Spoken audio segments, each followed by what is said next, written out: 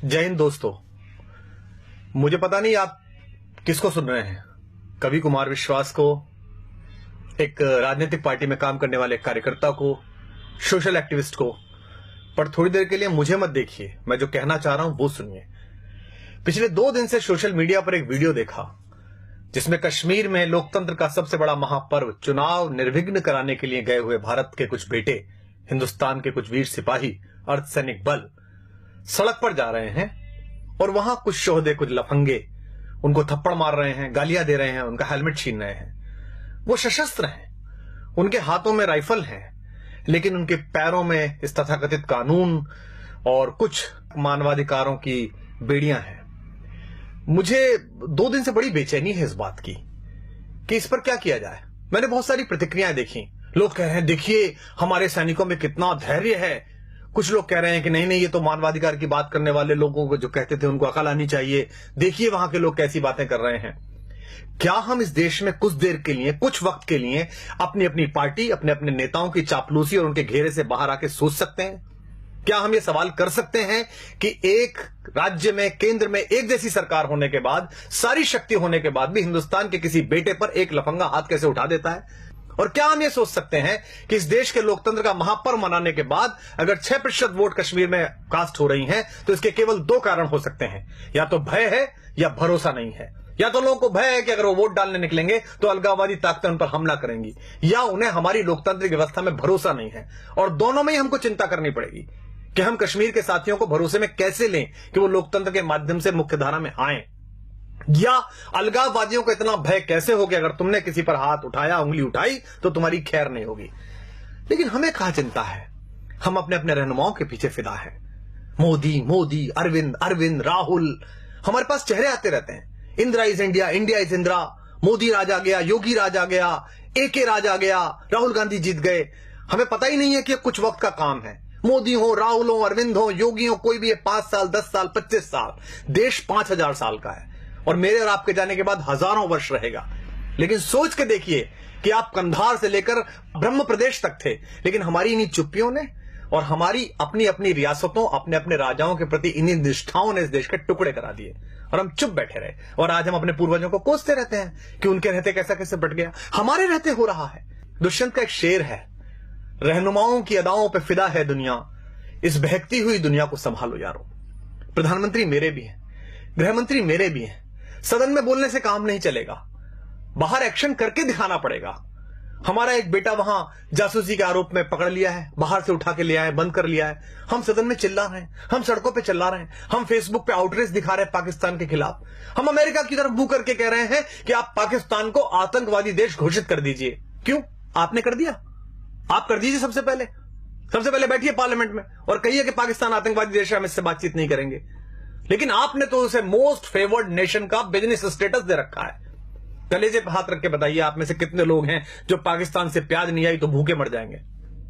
आप में से कितने लोग हैं कि अगर पाकिस्तान से कपास नहीं आया तो वो ठंड में मर जाएंगे? और मरते हैं तो मर जाएं हम महाराणा प्रताप की कहानियां पढ़कर बड़े हुए हैं, जहां लोगों ने घास की रोटी खाकर अपने स्वाभिमान, अपनी स्वतंत्रता, अपनी निजता की रक्षा की है।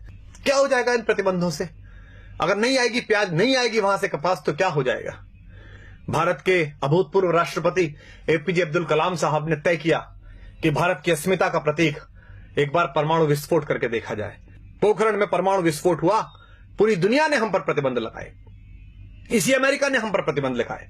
राष्ट्रवाद के प्रबल समर्थक और राष्ट्र नायक पंडित अटल बिहारी वाजपेयी देश के प्रधानमंत्री थे। उन्होंने सदन के अंदर कहा, हम भूखे रह लेंगे लेकिन हम अपने आत्मसम्मान से समझौता नहीं करेंगे। क्या हो गया हमारा? लगा लिए इस अमेरिका ने प्रतिबंध। उसके बाद हाथ जोड़कर इसी भारत के बाजार के दरवाजे पर आना पड़ा ना अपना माल बेचने के लिए। 125 करोड़ हैं हम, पूरी दुनिया का फैसला कर सकते हैं। इनके बाजार बंद हो सकते हैं हमारे कारण, इनकी दुकानें बंद हो सकती हैं हमारे कारण। इसलिए तय करिए, इन प्रतिबंधों से डरना नहीं है, इनकी गीदड़ भभकियों से नहीं डरना है। ये 200 साल, 400 साल पहले आजादी लिए हुए देश, ढूंढे गए देश, अपने थोड़े से भौतिक बल के बल पर इस देश की आध्यात्मिक चेतना और इस देश की शक्ति को आंख दिखाते हैं।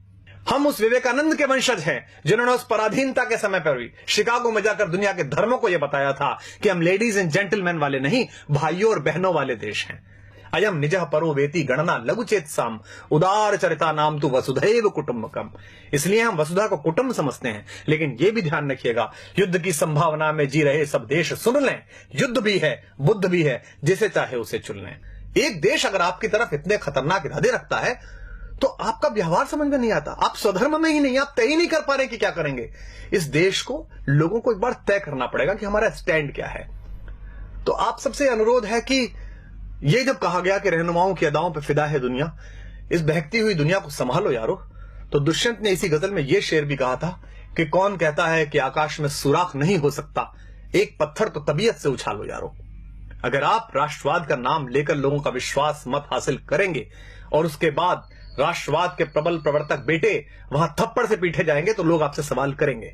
अगर आप भ्रष्टाचार मुक्ति का पर्व लेकर दिल्ली में सरकार बनाएंगे और उसके बाद आप ही के लोग भ्रष्टाचार के घेरे में होंगे और आप मौन हो जाएंगे, उन्हें बचाने की कोशिश करेंगे, तो लोग आपसे सवाल पूछेंगे। क्योंकि ये सरकारें आनी जानी है, 5 साल 10 साल इन हवेलियों में, इन महलों में, इन 7 रेसकोर्स में, इन मुख्यमंत्री निवासों में आपकी अस्थियां नहीं गाड़ी जानी। ये देश याद रखता है फकीरों को, ये देश याद रखता है गांधी को, ये देश याद रखता है जयप्रकाश नारायण को।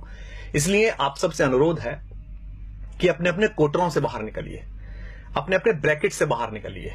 संकट बहुत बड़ा है, इसे हम सामान्य समझ रहे हैं। आपके रहते, आपकी सरकार के रहते, हम सब के रहते कश्मीर में कोई भी हिंदुस्तान का झंडा जला देता है। हम किससे उम्मीद करें? कवियों से उम्मीद करें? हम पिछले 10 साल से कविता सुन रहे थे, आत्महत्या की चिता पर देखकर किसान को नींद कैसे आ जाती है देश के प्रधान को। पिछले 3 सालों में 30,000 अन्नदाता, 30,000 भूमि मां के बेटे किसान आत्महत्या कर चुके हैं। पिछली बार भी की थी, मनमोहन सिंह जी की सरकार थी तब भी की थी। इन आंकड़ों के खेल में क्या उलझना? हम जंतर मंतर पर बैठे थे, हमारे सामने भी एक किसान फांसी पर झूल गया था, हमें भी नींद आनी बंद हो गई थी। लेकिन क्या इस पर कोई करेक्टिव मेजर्स उठा सकता है? देश के बड़े बड़े सेठों के 50-50 हजार करोड़, 60-60 हजार करोड़ रुपए के कर्जे माफ कर दिए जाते हैं। कोई भी आदमी हिंदुस्तान का 20,000 करोड़ रुपए लेकर लंदन भाग जाता है पार्लियामेंट का मेंबर होते हुए, और हम चुप बैठे रहते हैं। और किसान अपने मृतक किसानों के नरमुंड लेकर जनता मंत्र पर बैठे रहते हैं और हम कहते हैं कि इस पर नहीं बोलेंगे चूंकि हमारे दल की अभी सरकार है। सरकारें किसी दल की नहीं होती, सरकारें देश की होती हैं। प्रधानमंत्री, मुख्यमंत्री, रक्षा मंत्री, गृह मंत्री ये किसी सरकार के हिस्से हैं, लेकिन ये देश के लोग हैं, ये किसी पार्टी का हिस्सा नहीं है। इसलिए दिल्ली के राज सिंहासन पर कोई भी बैठे, 5 वर्ष बैठे, 10 वर्ष बैठे, ईश्वर करे 20 वर्ष बैठे, जब तक ईश्वर उसे पास बुलाए तब तक वो वहां बैठे। लेकिन आम नागरिक होने के नाते इस पर सवाल उठाना शुरू करिए, अपनी अपनी राजनीतिक कैंचुलियों से बाहर निकलिए।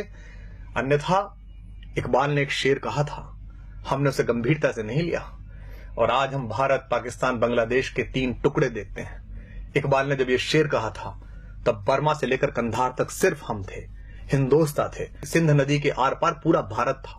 इकबाल ने कहा था, वतन की फिक्र कर नादा, मुसीबत आने वाली है, तेरी बर्बादियों के मशवरे हैं आसमानों में, न संभलोगे तो मिट जाओगे हिंदुस्तान वालों, तुम्हारी दास्तां तक भी न होगी दास्तानों में।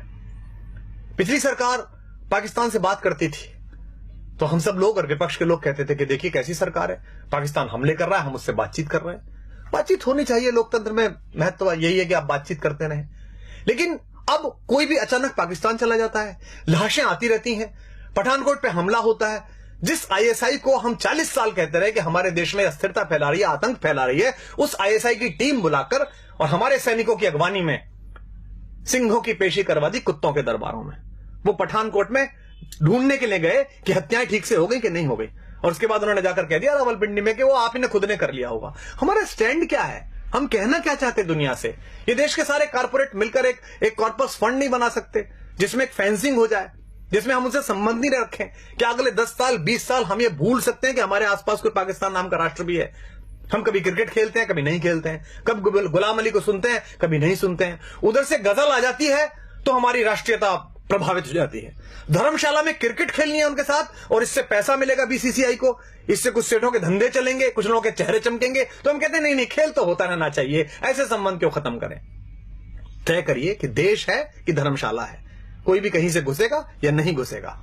सरहद पार भारत के जाबाज सैनिक एक ऑपरेशन करके आते हैं, सर्जिकल स्ट्राइक, पूरे देश का सिर गर्व से तन जाता है। कुछ लोग उसमें भी राजनीति करना चाहते हैं, कुछ लोग पोस्टर लगाकर उसका श्रेय लेना चाहते हैं, कुछ लोग सरकार से वो श्रेय छीनना चाहते हैं। दोनों ही गलत है। उन सैनिकों को सलाम जिन्होंने बहादुरी के साथ भारत माता का मान ऊंचा किया और घर में घुस के उन आतंकवादियों को मारा।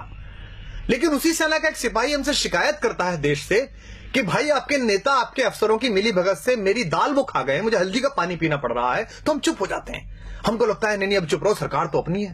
वो सिपाही किसका है, सरकार का कि भारत का? वो सिपाही भारतीय जनता पार्टी, आम आदमी पार्टी या कांग्रेस का नहीं है, वो हिंदुस्तान का सिपाही है। अगर आपने उसके हक में बोलना बंद कर दिया तो हिंदुस्तान की माएं अपने बेटों को सजा के सरहद पे भेजना बंद कर देंगी। आप नहीं जाते लड़ने, सैनिक जाता है। इस उंगली में एक पिन घुसा कर देखिए, उससे पता चलता है कितना दर्द होता है। वो सीने पर गोली खाने के लिए तैयार रहता है आपकी दृढ़ता के बल पर। एक सिपाही कहता है कि मुझसे काम कराए जा रहे हैं घरेलू, मेरे प्रति अत्याचार किया जाता है, तो वो गायब हो जाता है, मृत मिलता है, और हम बोलते नहीं है इस पर। मुझे भी याद है, मैं बहुत छोटा था, डॉक्टर मुरली मनोहर जोशी देश के एक बहुत बड़े राष्ट्रवादी नेता, भारत के मानव संसाधन विकास मंत्री बने बाद में, एक प्रखर वक्ता, एक बड़े पढ़े लिखे व्यक्ति, वो लाल चौक पर तिरंगा फहराने के लिए गए थे। जो आज देश के प्रधानमंत्री है नरेंद्र भाई मोदी, वो उस यात्रा के संयोजक थे। हम बड़े खुश थे।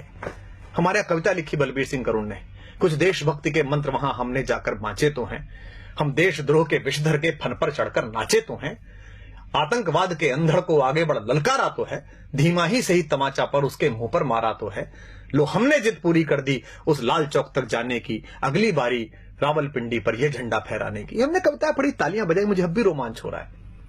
बहुत अच्छा लगता है जब प्रधानमंत्री दिवाली की छुट्टियों पर सियाचिन जाते हैं, उन सैनिकों को बताने के लिए जाते हैं कि आप मेरे घर के मेंबर हैं। क्या हम में से ऐसा कोई नहीं कर सकता? क्या देश के प्रधानमंत्री, रक्षा मंत्री, देश के गृह मंत्री, मैं साथ चलने के लिए तैयार हूं, आप सब साथ चलने के लिए तैयार हैं। वो पूरे कश्मीर को अपने साथ लें और कश्मीर के लोगों से कहा आइए इस बार का 15 अगस्त लाल किले पर ध्वजारोहण के बाद 2 बजे ध्वजारोहण लाल चौक पर होगा। इतना बड़ा झंडा लगाएंगे हम कि उसकी छाया और उसकी फैर फैर पाकिस्तान तक दिखाई देगी। लेकिन हम बोलते नहीं हैं। लेकिन मैं बोलूंगा और आपको भी बोलना पड़ेगा, क्योंकि स्वर लय ताल छीन लो चाहे, प्राणों से भैरव गाएंगे। हम भी अगर नहीं बोले तो खुद को क्या मुंह दिखलाएंगे? अपनी संततियों के लिए, अपने समय के लिए और अपने देश के लिए खुद को तैयार करिए। अन्यथा ध्यान रखिएगा, जो देश, जो समाज अपने वर्तमान की समीक्षा नहीं करता, उसे इतिहास तो आदर देता ही नहीं है, भविष्य भी उसके लिए रास्ता देने से इनकार कर देता है। तो आप सबसे अनुरोध है, ये कष्ट साझा है, मेरा भी है, आपका भी है, क्योंकि न तेरा है न मेरा है, ये हिंदुस्तान सबका है। नहीं समझी गई ये बात तो नुकसान सबका है। मुझे आशा है कि युग के इस छोटे से चारण की, युग के इस छोटे से चंद्रबरदाई की आवाज इन नवीन पृथ्वीराजों के कान तक पहुंचेगी, इन चंद्रगुप्तों के कान तक पहुंचेगी, चाहे वो दिल्ली के छोटे सिंहासन पर हो या दिल्ली के बड़े सिंहासन पर हो। और आशा है कि अपने सामान्य से नागरिक, एक सामान्य से कवि, एक सामान्य से कार्यकर्ता की बात सुनकर वो इस देश के बारे में गंभीरता से वही सोचेंगे जो ये देश सोचता है। अगर आपको ये बात ठीक लगी हो तो इसे दूसरों तक पहुंचाइए।